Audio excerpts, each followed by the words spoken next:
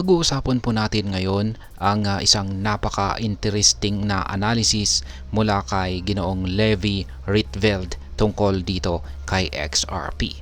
Sapagkat ayon sa kanya, ang pagmamay-ari or pag-hold ng mga 15,365 na XRP ay maaari daw pong magdulot ito ng malaking pagbabago sa ating financial future. Kaya yan po ang siyang ating pag-uusapan sa video na ito. Pero bago po tayo magpatuloy, ay nais ko lamang po munang bigyang linaw ang aking disclaimer kung saan ang nilalaman po ng video na ito ay hindi po ito isang financial advice. For education and information purposes lamang po ang layunin nito. Ngayon sa mga bago lamang po rito ay ano nga ba ang XRP? Si XRP ay isa po itong cryptocurrency na ginagamit sa Ripple network para sa mabilis at murang cross-border transactions. Sa madaling salita, ito po ay isang digital asset na nagpapabilis ng mga international money transfers. Ito yan. Ngayon ay ayon kay Ginoong Levi Rietveld, ang kanyang rekomendasyon ay batay sa tinatawag na 30-70 rule. Ang rule na ito ay nagsasabi na ang mga long-term holders ay dapat na maging handa na ibenta ang 30% ng kanilang holdings kapag ang market conditions ay nasa peak. Ito ay isang strategy para masiguro na makakakuha ka ng profit habang pinapanatili ang malaking bahagi ng iyong investment. Ngayon ay paano magiging makabulangan ang 15,365 na XRP? Sa kasalukuyan ay ang presyo po ni XRP ay nasa 0.5375. Kaya kung bibili po tayo ng 15,365 XRP, ito ay nagkakahalaga po ng humigit kumulang $8,258. Ayon po kay Ginoong Rietveld, kung ang presyo ni XRP ay umabot ng $10, ang pagbebenta ng 5,000 tokens ay magbibigay po ito ng $50,000. Ngunit, hindi lamang dyan nagtatapos ang kanyang projection. Nakikita niya na si XRP ay maaaring umabot sa presyong $25 sa kasalukuyang bull run.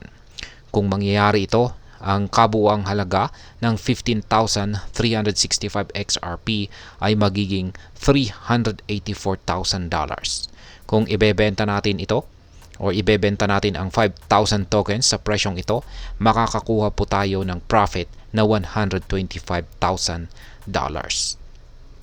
Para mas maintindihan natin ay tignan po natin ang return on investment or ROI. Kung ibebenta natin ang 5,000 tokens sa $25 ang bawat isa, kung saan ay originally ay nagkakahalaga lamang ng $2,687.50, ito ay magbibigay sa atin ng ROI na 4,551%. Ibig sabihin ang ating initial investment ay lalaki po ng higit 45 times. Ngayon ay paano kung mas marami kang XRP? Halimbawa, kung meron kang 40,000 XRP, maaari kang maging milyonaryo kung ang presyo ni XRP ay umabot po ng $25. Kaya ito po ay isang life-changing return para sa marami. Ngayon si Rietveld mismo ay may hawak na higit 15,000 na XRP. Plano niyang ibenta ang 70% ng kanyang holdings kapag ang market ay umabot sa all-time highs sa susunod na taon. Ayon sa kanya, ang strategy na ito ay magbibigay sa kanya ng milyong-milyong profits na magtataguyod sa kanyang pamilya habang buhay. Isa pang aspeto na tinalakay ni Ginoong Rietveld ay ang leverage trading. Ayon sa kanya, ang isang $1,000 investment sa XRP ay maaaring maging $1 million sa pamamagitan po ng leverage trading. Halimbawa, ang 5 times leverage ay maaaring mag-transform ng 200% gain 200% gain sa 1,000% na magpapalaki ng ating investment ng 10 beses. Ngunit nagbigay po siya ng babala na maging maingat sa paggamit ng mataas na leverage dahil sa liquidation na risk. Mas ligtas po na gamitin ang 2 times to 5 times na leverage. Sa uli, ang promising outlook po ni Ginoong Rietveld kay XRP ay nakabatay po sa anticipation ng institutional investors na papasok sa XRP market. Ayon sa kanya, nakita na ito noong 2017 at 2018 na nagdulot ng all-time high ni XRP sa panahong ito.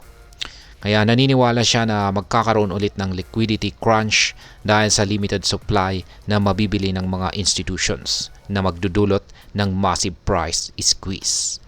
At ayan, ang masasabi ko naman po rito ay ang analysis ni Ginoong Levi Rietveld ay nagpapakita ng malaking potensyal kay XRP. Lalo na kung susundin ni ang 30-70 rule at ang leverage trading strategies. Ngunit tandaan, ang pag-invest sa cryptocurrencies ay may kaakibat na risk. Mahalaga na mag-research at kumonsulta sa mga financial advisor bago gumawa ng kahit anumang investment decisions. At ayan, hanggang dito na lamang po tayo sa video na ito mga ka-crypto. Sana po ay inyong nagustuhan ang aking paliwanag sa video na ito. Kung inyo po itong nagustuhan, pakiclick lamang po ang like button nito. Para naman po sa mga bago lamang dito, kayo po ay aking inaanyayahan para mag-subscribe. Pakiclick na rin po ang bell icon nito dahil ito po ang siya magsisilbing notification nito sa mga bago kong videos na akin pong ina-upload sa aking YouTube channel na ito. Marami pong salamat sa panonood, ingat po tayo lagi at God bless po sa ating lahat.